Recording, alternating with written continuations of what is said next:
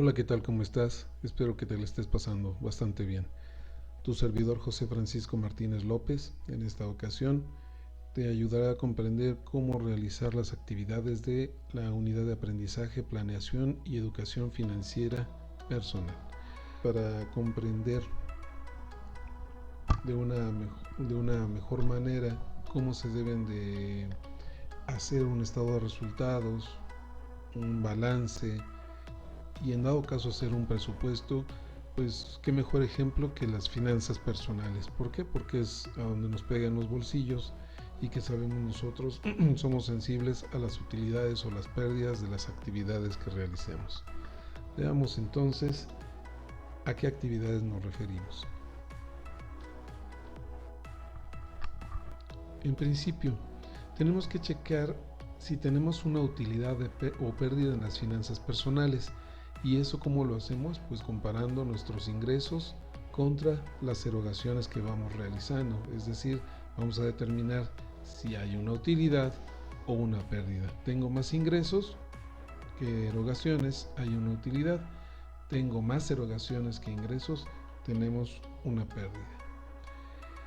Para ello, para saber si tenemos una utilidad o una pérdida, debemos hacer el análisis de los ingresos, si son constantes o son esporádicos.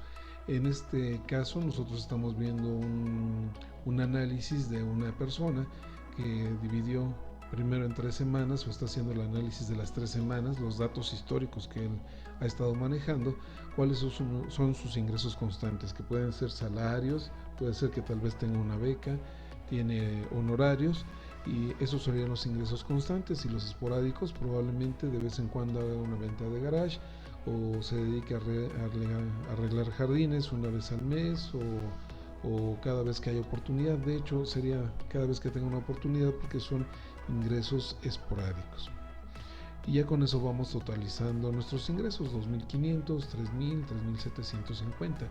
Esto, si lo vamos acumulando, nos va a dar la oportunidad de saber al mes o en 4 semanas cuánto tenemos de ingresos regularmente. Y con esto vamos haciendo una estadística, o vamos viendo cuáles son los comportamientos o proyecciones que podemos hacer. Si se dan cuenta, aquí tenemos 2.500 en la semana 1, en la semana 2 son 3.000 pesos, pero porque hubo una venta de garage. Y en la semana 3 hubo 3.750, pero porque recibió la beca, que es un ingreso constante que se va a estar dando cada uno de los meses, y es por eso que tiene este ingreso. Entonces, viendo esto, podemos ir planeando a futuro más o menos cuáles serían los ingresos que podemos tener, y esto nos serviría para el presupuesto. Posteriormente hacemos el análisis de nuestros gastos, si son prioritarios, indispensables o no indispensables. Entonces también, al igual que en los ingresos, vamos haciendo el análisis semana por semana, y en este caso las erogaciones prioritarias serían los alimentos, el arrendamiento, el transporte, la recarga del celular, y algunos muy indispensables. Algo para recordarnos sería la goma de mascar. 200 pesos de goma de mascar en una semana, pues es exageradamente mucho, pero lo ponemos así para que se vea que es un gasto no indispensable. A lo mejor tiene un vicio, no sé, algo, y ahí está. Él utiliza esa goma de mascar para quitarse las ansiedades. Entonces, va a formar parte de las erogaciones. La primera semana tuvo 200, semana 2 200, y en la semana 3 son 400. ¿Por qué los separamos en prioritarios y no indispensables? Porque en un momento dado, cuando estemos haciendo el análisis de nuestras finanzas personales, podemos checar cuáles de esos gastos no indispensables podemos prescindir de ellos para tener una mayor utilidad, si es que queremos ir ahorrando para adquirir un vehículo, ahorrar para una motocicleta, cambiar un celular, cambiar la computadora, etcétera. Posteriormente se tiene que hacer un balance personal. ¿Esto para qué? Para que sepamos en dónde estamos situados, aparte de los ingresos, saber si vamos con una utilidad o una pérdida, si cuál es nuestra situación en cuanto a qué pertenencias tenemos y qué es lo que debemos, en dado caso, a instituciones bancarias, a nuestros padres probablemente, si es que todavía somos dependientes, o si le debemos a algún familiar, etcétera, etcétera. Veamos, chequemos la hoja de Excel que en un momento dado deben de manejar para hacer su balance personal.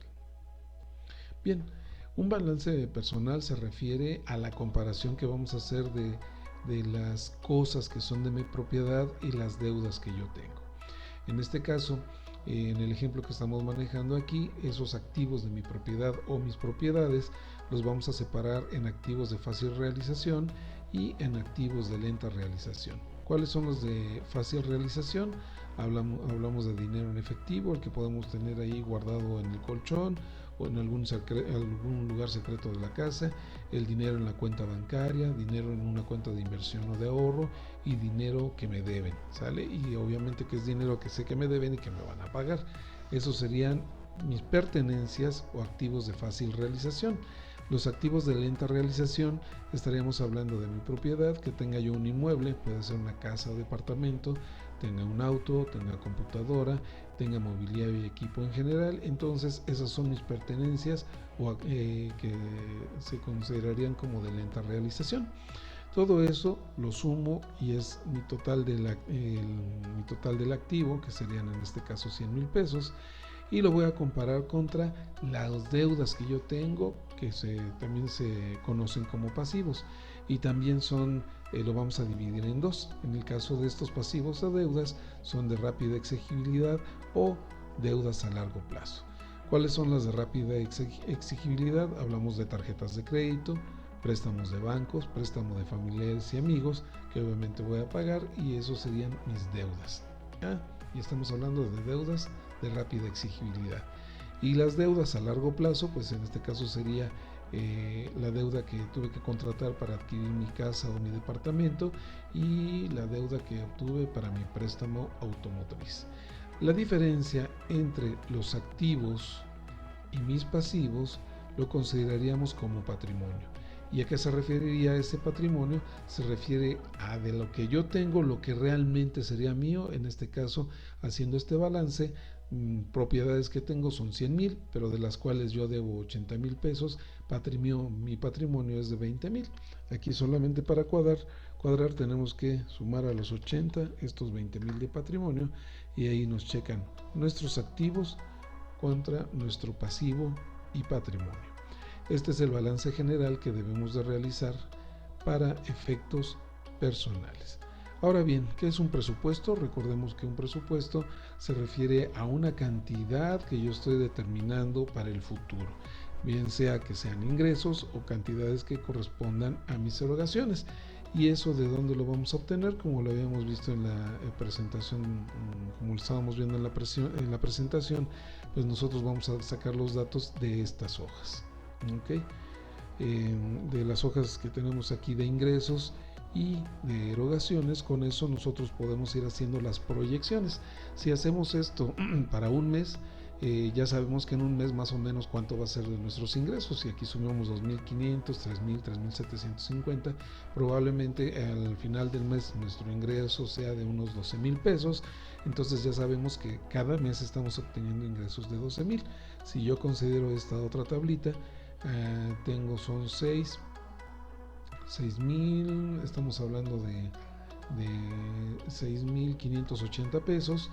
Entonces le agregamos otra semana, son 6,500, entonces como 8,000, como 10,000 pesos más o menos. Vamos a redondear que sean 10,000 contra los 12,000 y fracción que tengo de ingresos. Tengo solamente 2,000 pesos para poder pagar mis deudas en un momento dado, o que esas las puedo ir guardando como parte de mis utilidades. Entonces un presupuesto se va a programar o se va a realizar en base a los datos estadísticos que nosotros tenemos, o a los datos históricos, mejor dicho, que nosotros tenemos. Con eso podemos proyectar nuestros ingresos y nuestras erogaciones. Entonces, el presupuesto personal que debemos de entregar dentro de las actividades se refiere a eso, el que ya teniendo yo unos datos históricos pueda predecir o pueda pronosticar cuánto voy a tener de ingresos y cuánto de erogación. Bien, ahora les propongo una hoja de trabajo para poder elaborar su presupuesto. Recordemos que los presupuestos son las estimaciones que nosotros estamos realizando para periodos futuros. ¿Eso en base a qué? En base a los datos históricos que hemos recaudado durante periodos anteriores. Entonces, considerando esos datos anteriores, pues yo sé que regularmente tengo en este caso ingresos por sueldos y salarios de 15,000 pesos, no tengo ingresos esporádicos, entonces sé que en el futuro voy a contar, esperando que no nos vayan a correr ni vaya a pasar alguna cosa extraordinaria, considerando que se den las mismas circunstancias que se dieron en periodos anteriores, pues entonces voy a presupuestar que el primer mes voy a tener ingresos por 15,000 pesos.